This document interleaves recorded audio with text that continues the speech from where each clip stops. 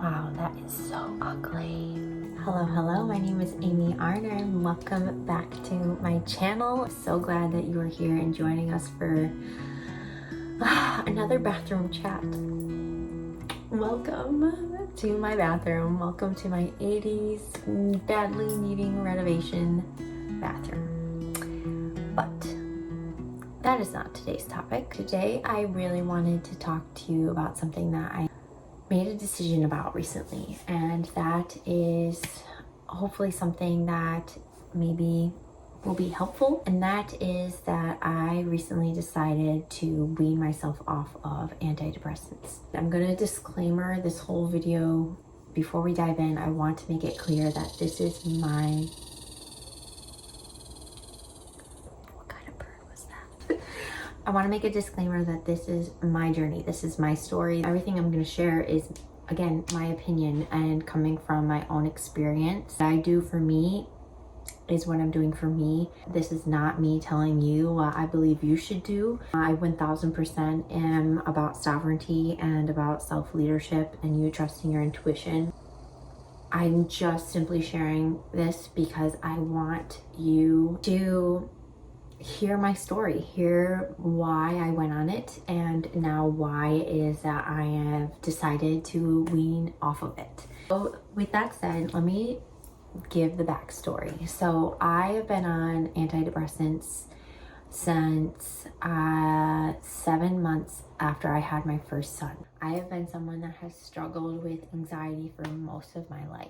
I really struggled to find healthy ways to cope with it. And that's really what led me into my own awakening. My anxiety, my mental health was one of the driving forces for me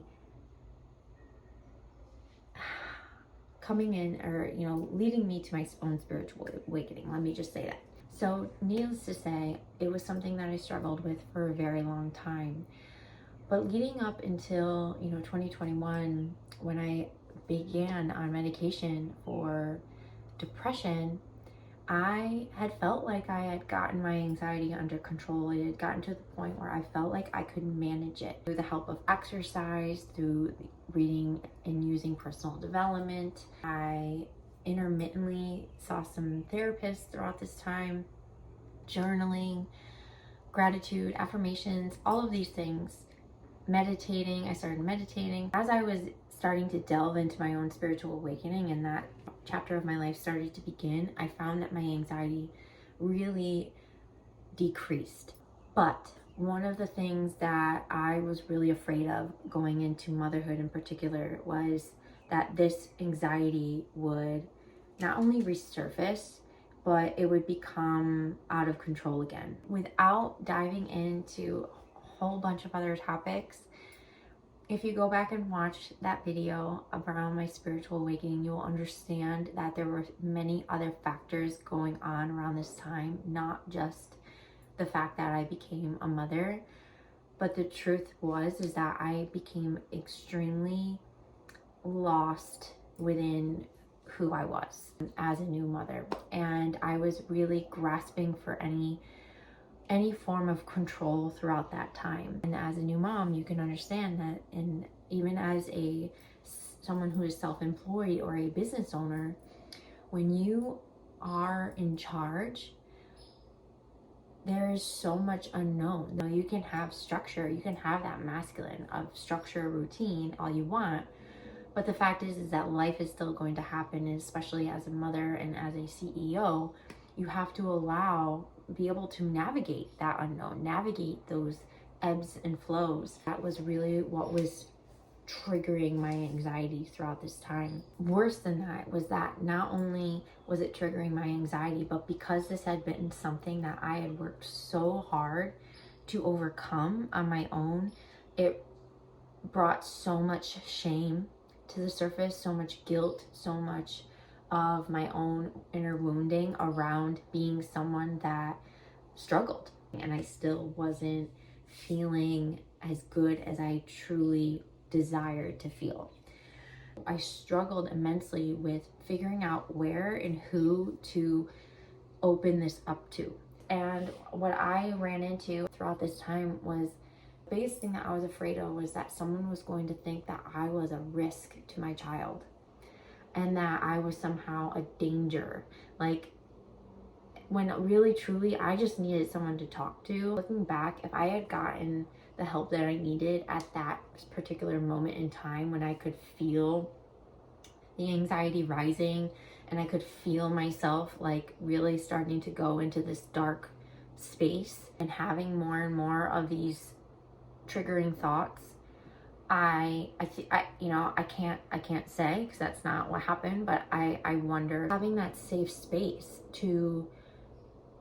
for someone to reflect back to you what it is that you feel, for someone to validate you, for someone to acknowledge how you feel. Not everyone has that with their spouse or with a loved one or with a friend. I really truly feel like that was a very pivotal point in my own journey that led me to end up, where I was. But that was around October, November of 2020 that I reached out to my doctor's office, and I remember feeling so mortified being on the phone with the secretary, having to answer all of these questions about my safety, and just the way that she was asking the questions, what she was asking. I remember feeling so embarrassed and feeling just like, what the fuck am I doing?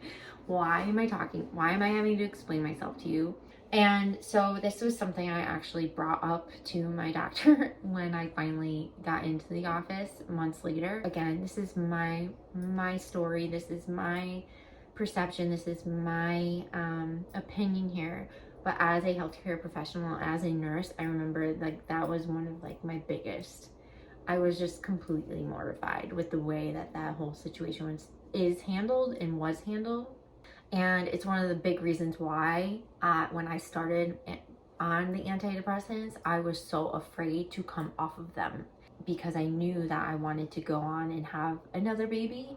And I was so afraid of not only what if this happens again, what if I feel this way, go to this place again, but not wanting to have to deal with the healthcare professionals, not wanting to have to deal with the healthcare system. And that's really sad, honestly. That's just incredibly sad. And I know that I'm not the only one that has felt that way. And again, one of the reasons why I wanted to share this is because I believe and know that I'm not the only one that has gone through something similar to this. And I don't think and believe that all of us need medication. But what I do believe is that there's not enough support and there's not enough openness around this topic, around this time of our lives, especially for new motherhood. There needs to be more support in place for you to be able to seek the individual help that you need, instead of just throwing a pill at you and calling you or labeling you postpartum depression, anxiety, whatever. The triggers can come from any life event, not just motherhood. Anyway, again, I'm gonna go down a whole rabbit hole. I could go down a whole rabbit hole with this topic. So October, November is when I initially reached out. Mortified, was really upset with how I was received. And so what I did was I carried on. I carried on doing what I thought would help, doing what I had done before and had been doing up until that point to help myself mentally and emotionally. I started working with a mentor. But what started to happen was, again, I was still too afraid to open up to my husband, to let him know that I was struggling in my role as a wife and a mother. And I deeply didn't feel that he would understand. And what that did was it just isolated me. Isolation is like the gasoline to a flame.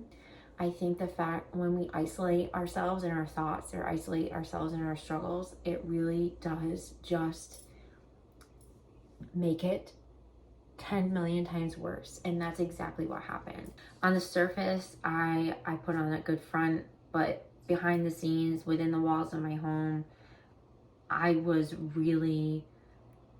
becoming very explosive. I was becoming very sensitive, where the littlest thing could set me off if things didn't go the way I intended. Again, grasping for that control, grasping for that safety. And this is really like, again, one of the biggest catapults of what led to my marriage getting to the place that it got to. But really what happened over those next 4 months too is that I really started to struggle with suicidal ideation. It was getting to the point where I couldn't get myself out of the darkness and the guilt and the shame and the worry and the anxiety and the fear that I wasn't good enough, that I wasn't worthy, that my husband wasn't gonna love me for who I was. There's so much that spirals when you're trapped within your own headspace and within your own realm, and that's really the beauty and the freedom that comes from self-expression and from that reflection and community and womanhood, and just having a safe space. It was in February, I believe, of 2021 that I made the decision that what I'm doing is not working. And so for myself and for my family, but first and foremost for myself, I need to do something. And so I contacted my OB, my nurse practitioner, actually, that I had a long-standing relationship with, who I saw for years prior to having children, where I was then transferred to a obstetrician. And I was no longer able to see my NP. It was her that actually advocated for me and helped me get started on medication. Being on medication definitely did take the edge off. It did help me, I guess, begin to come up to the surface, but it did not get me out of the water. It did not take the anxiety, depression away. That experience and that realization, once I started on the medication over those next few months, and I separated from my husband and we got back together, that I really set out with the mission that I'm going to get to the root of where this anxiety and depression is coming from, and I'm going to heal it from within. I'm not going to rely on this medication to take it away, because it didn't. This is my belief, but I don't believe that medication does take it away. And I really think it's disempowering to ourselves when we give all of our power to a substance and to something outside of ourselves to help us feel better, to help us grow, to help us heal. That's why my intuition has been nudging me for months that it's time to wean myself off of it, because I feel like over the last 2 years I've had too much fear around the what if I come off of this, and because I'm afraid that I'll go back to where I was. But I know that I'm not the same person I was back then. I've come so far and I've revealed so much, and I've created so much more support for myself, and I've become so much more aligned with who I am. I've almost come to the point where I feel like that's a hindrance, that the medication is now a hindrance of me really stepping into my fullest expression. And so that's where I'm at. That's the decision that it's led me to talk to my doctor and to begin the weaning process. And for anyone that's wondering, I've been on Zoloft for the last 2 years, and I feel good. I have looked it up, and there has been some irritability that I've experienced, but otherwise I don't feel anything out of the ordinary. And I'm actually really excited to continue to detox it out of my system and to continue to feel, because I do feel clear. That's the thing, like I feel less tired, and I feel like really was struggling with just like energy, with lethargy, and feeling like I was constantly in this dip of energy throughout the day, especially by the end of the day, no matter how much sleep I got. And so that's something that I'm really excited to explore and to see what comes over the next, few weeks, couple months, is to really just see how I feel. And I really just want to remind you again that this is not me saying what is good or bad or right or wrong. I am a huge advocate for you doing whatever you feel is best for you. 2 years ago and up until this point, I felt like I needed the medication just in case. But over the last 2 years, I have really taken the reins back in my own life, and I feel ready to step into this next chapter with the medication out of the picture, knowing that if and when I feel like I need it or it's necessary for me, that I can make that decision, and that there is no shame and there is no attachment around it. So, my loves, I hope that this was helpful. I would love to hear in the comments if you have had a similar situation. I just want you to know you're not alone. I want you to know that you are so not alone. And I want you to know that you are worthy of taking whatever aligned action that you need to take to advocate for yourself. And I really just want to send you the biggest hug. I'm sending you so much love, and I will see you in my next video.